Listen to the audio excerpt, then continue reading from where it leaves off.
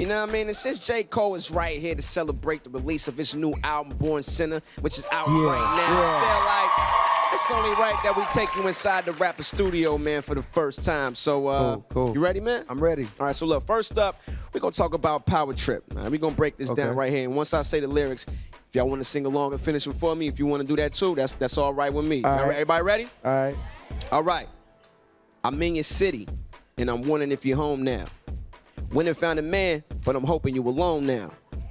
Can't help but feeling like I dropped the ball, cliche. I used to pop up on you at the mall each day. Well, you sound like LL Cool J mixed with DMX on that. Word, that was me right there. That was smooth. Like, I popped up on you at the mall each day. Yeah, that's right. That was smooth. Yeah. So that's like well, it's a playoff. That whole song, Power Trip, is a playoff. This other song, I Had Dreams. And in that song, it's a scene where I popped up on this girl at the mall. You know what I mean? It was like trying to ask her for a number or whatever. She had a man. But I would say this. It's like the cool rapper thing for years and years to just be like so macho and like, you know what I mean? Like the ultimate player, you know what I mean? Or like the ultimate confidence. But in my songs and some of my songs, like I give you the other side, like being shy, you know what I mean? Or like being a girl that's so bad, you like, man, I don't even really know how to approach. Album sales. Now would you Born Sinner. Now would you really pop up on a girl at a mall each day? Yeah, I pop up wherever wherever she's at. Just want to get that out there for all the ladies right there. Yes. All right, so let's go ahead and we're going to get into Crooked Smile. Crooked Smile. Here we go. To all the women with the flaws, know it's hard, my darling. You wondering why you're lonely and your man's not calling. You keep falling victim because you're insecure. And when I tell you that you're beautiful, you can't be sure.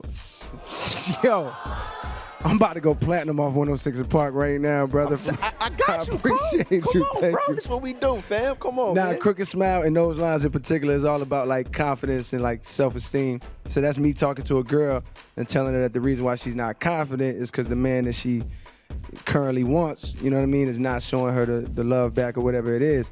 So that whole song is about confidence. It's called Crooked Smile because I'm talking about my own self, you know what I mean, my own quote-unquote flaws, because the minute you get on, the minute you go to a award show, somebody can be like, man, Bow Wow can spit. And somebody can be like, man, Bow Wow can spit, but he not. And then somebody can be like, man, Bow Wow look really good on the red carpet. And somebody can be like, yeah, but he's short. They gonna say something like that.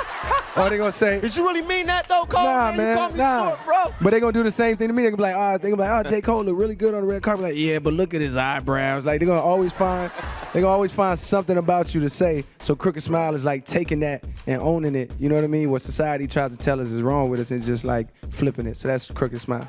All right, there it is. You know we gotta get into this one. All right. I let Nas down. Woo, that's the one right there.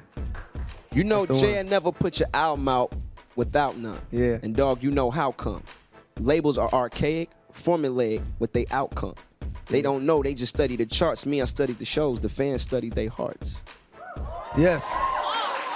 So break that down for us, Cole. I'll break that down for you. When I was working on my album, I was doing interviews about my first album for like 2 years. You know what I mean? But what was missing, I had the album, but what I didn't have was singles. You know what I mean? And back then, before my first album came out, my first album kind of changed the game in the sense that they thought I was gonna sell 60,000 records, but it came out and sold 220,000. It was the #1 album in the country. But it did that with no singles. You know what I mean? And back in the days, a few years ago, they thought that in order to come out with an album, you had to have singles. But what they didn't know is you could just have a fan base of loyal fans that rock with you and love your music, and they're gonna show up and buy your album. You know what I mean? Exactly.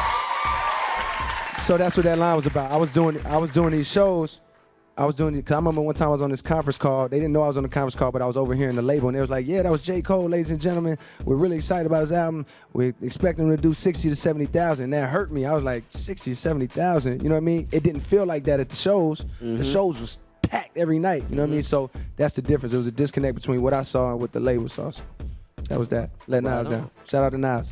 For sure. Now, I know when you came out with it, a lot of people was like talking about the record and when I know they had like another title for the record too, but I guess it was the wrong thing, so you came out and finally cleared it up. Yeah, exactly. It was calling it I Disappointed Nas, which ain't that far off, but it just was whack to me because I knew what my title was and I didn't want them to spoil it.